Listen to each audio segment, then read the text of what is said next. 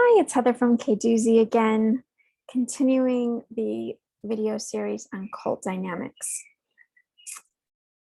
And these are based on these authors.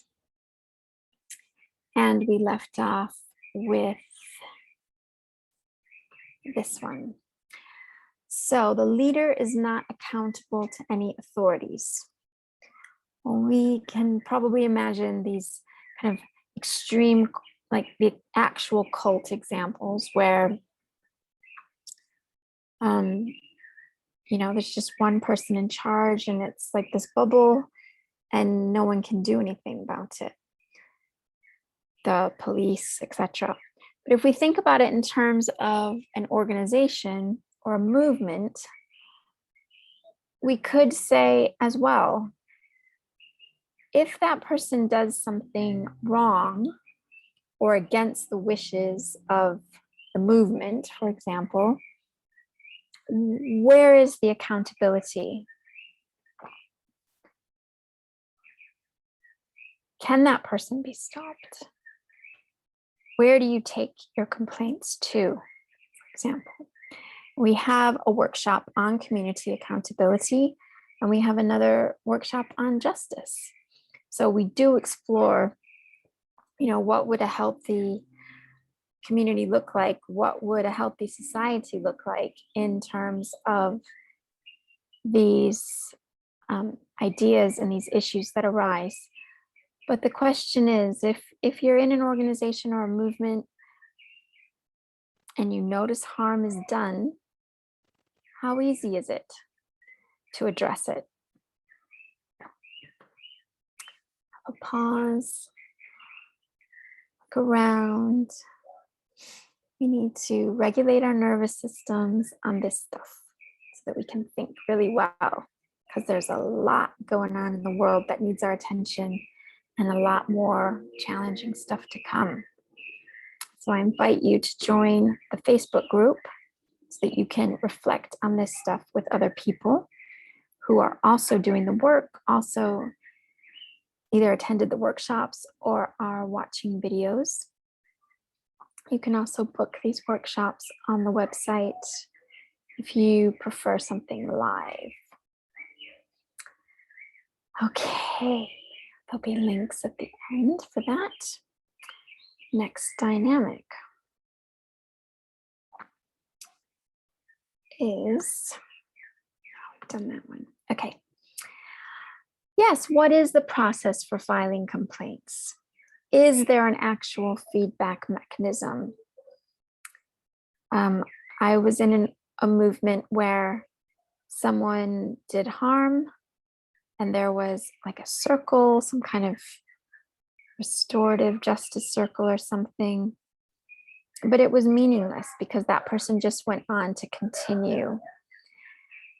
And are the complaints made public? Like, why wouldn't this be made public?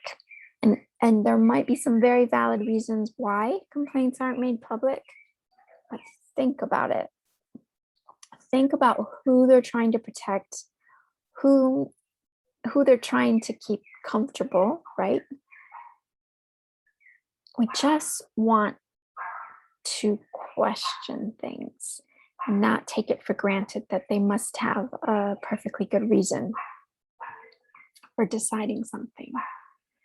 So complaints and feedback mechanisms, and how transparent are they? Pause. You can pause the video, take a walk, have a think, write your reflections down in the guide for this topic in the Facebook group. And you can do that even when you are months away from having watched these videos. Something could happen in your organization, for example, that reminds you of this cult dynamic and you want to come back and reflect on it with other people. Okay. Now this reminds us of the pattern from white supremacy culture around the binary, the either or mentality. And so this one is very polarized. It's saying there are people who agree with our group or don't. So it's us versus them. There's no complexity, there's no nuance going on. So we know the right thing to do, say an environmental movement that thinks they have all the answers. Number one, we think we should be recruiting everyone to this because we know that we know the one right way that it should be done or approached. Number two, that anyone who doesn't join us, well, there's something wrong with them. So there's that mentality. Pause.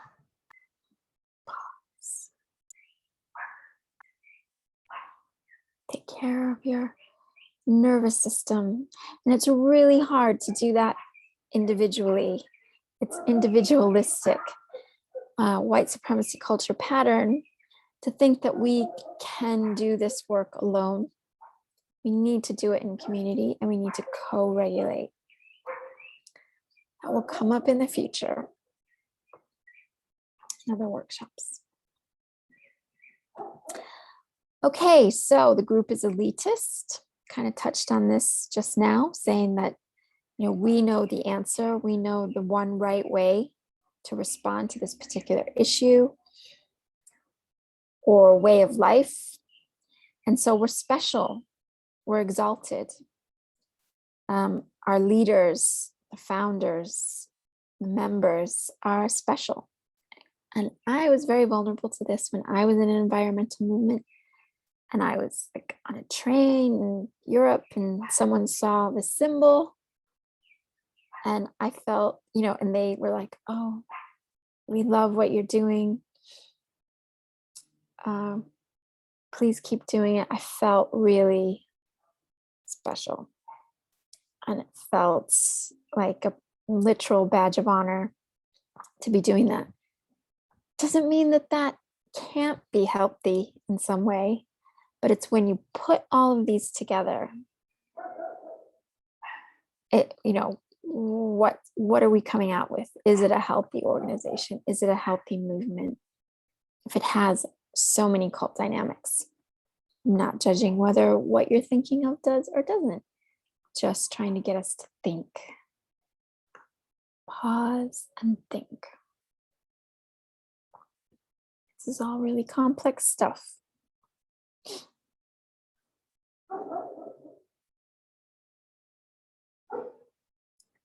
Okay.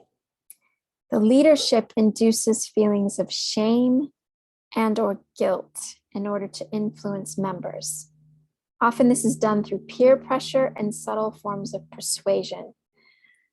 So here fear comes in again, doesn't it? Because it's the fear of not belonging, the fear of being ostracized. That's what the shame and guilt are meant to do. And so if someone says, if you really cared about the planet, for example, then you would do this that we're telling you to do. That is,